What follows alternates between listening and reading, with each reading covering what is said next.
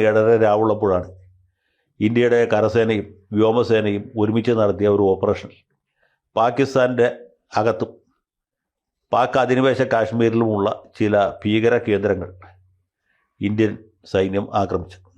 ആക്രമണം ഗംഭീരമായിരുന്നു. അതിൽ കൊല്ലപ്പെട്ടവരെല്ലാവരും തീവ്രവാദികൾ തന്നെയാണോ എന്ന കാര്യത്തിൽ സംശയവും.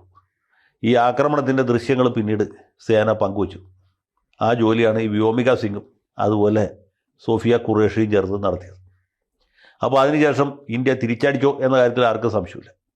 പാകിസ്ഥാൻ്റെ പ്രത്യാക്രമണത്തിൽ ഇന്ത്യയുടെ 1-2 വിമാനങ്ങൾ നഷ്ടപ്പെട്ടു എന്ന കാര്യത്തിൽ സംശയമുണ്ട്. ആ കാര്യത്തിൽ ഇപ്പോഴും വ്യക്തത കൈവന്നിട്ടില്ല. അത് കഴിഞ്ഞ് പാകിസ്ഥാൻ ഇന്ത്യയിലേക്ക് ഡ്രോൺ ആക്രമണം നടത്തി. നമ്മുടെ സംവിധാനം ഉപയോഗിച്ച് അതിനെല്ലാം തടഞ്ഞു, നിർവീര്യമാക്കി എന്നാണ് നമ്മൾ പറയുന്നത്. അവിടെ കൊണ്ട് തീർന്നില്ല. മെയ് 10 പുലർച്ചെ അല്ലെങ്കിൽ പാതിരാത്രിക്ക് ശേഷം ഇന്ത്യ പാകിസ്ഥാൻ്റെ വ്യോമസേനാ കേന്ദ്രങ്ങൾ ആക്രമിച്ചു. ആ നൂർഖാൻ എയർബേസും മറ്റ് തകർക്കുന്നതിൻ്റെ ദൃശ്യങ്ങൾ പിന്നീട് പുറത്തുവിട്ടു. ഇനി ആർക്കെങ്കിലും സംശയം ഉണ്ടെങ്കിൽ തീർന്നോട്ടെ.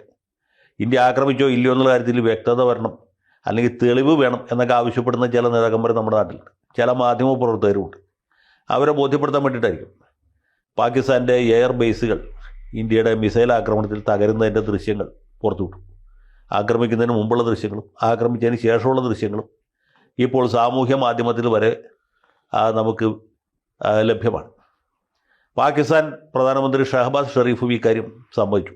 അദ്ദേഹം പുലർച്ചെ നീന്തൽക്കുളത്തിൽ നീന്തിക്കൊണ്ടിരിക്കുമ്പോഴാണ് സൈനിക മേധാവി ഫോണിൽ വിളിച്ച് നമ്മുടെ വ്യോമസേനാ കേന്ദ്രങ്ങളിൽ ഇന്ത്യക്കാരെ ആക്രമണം നടത്തി എന്ന് ഇവർ അറിയിച്ചു.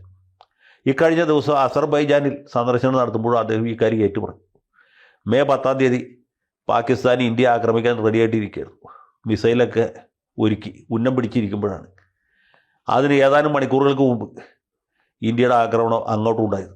അതിൽ നമ്മുടെ നടുവൊടിഞ്ഞു പോയി എന്നാണ് പുള്ളി പറഞ്ഞത്. പുള്ളിക്കൊരു സംശയമില്ല.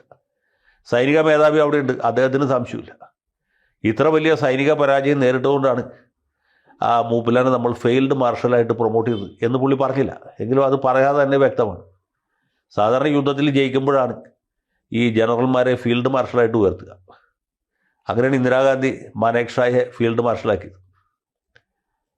അല്ലെങ്കിൽ തോറ്റ ആളെ ഫീൽഡ് മാർഷലാക്കിയ ചരിത്രമില്ല. അങ്ങനെയാണെങ്കിൽ ജവഹർലാൽ നെഹ്റുവിന് ചൈനയുമായിട്ട് യുദ്ധം ചെയ്ത് തോറ്റ അദ്ദേഹത്തിൻ്റെ ബന്ധു കൂടിയായിട്ടുള്ള ജനറൽ താപ്പറിനെ ഫീൽഡ് മാർഷലാക്കാൻ, ജനറൽ താപ്പറിന് കുറച്ചുകൂടി തൊലിക്കെട്ടി ഉണ്ടായിരുന്നുണ്ട്.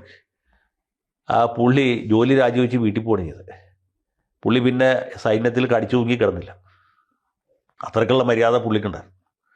കൂടുതൽ വാർത്തകളും വിശേഷങ്ങളും നിങ്ങളിലേക്ക് എത്താൻ ABC മലയാളം സബ്സ്ക്രൈബ് ചെയ്യുക, ബെൽബട്ടനും അമർത്തുക.